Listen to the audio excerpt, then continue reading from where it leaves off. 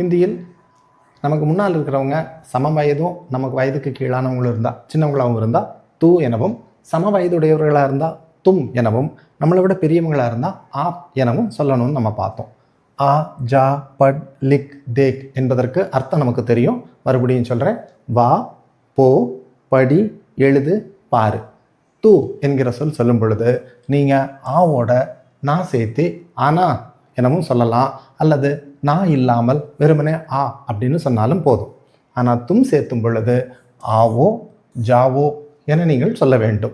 App சேர்த்தும் பொழுது ஆவோடு ஈயே சேர்த்து ஆயியே, ஜாயியே, படியே, லிக்கியே, தேக்கியே என சொல்லுங்கள். அப்பொழுது நீங்கள் வாங்க, போங்க, படியுங்க, எழுதுங்க, பாருங்க என்று அர்த்தமாகும்.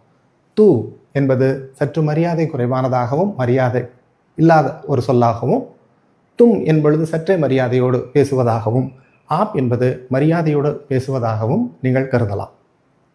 தும் ஆனா அல்லது வெறுமனே ஆ, தும் ஆவோ, ஆப் ஆயியே என சொல்லி பழகுங்கள். அடுத்தடுத்த வகுப்பில் இன்னும் அதிகம் கற்றுக்கொள்ளலாம். நன்றி.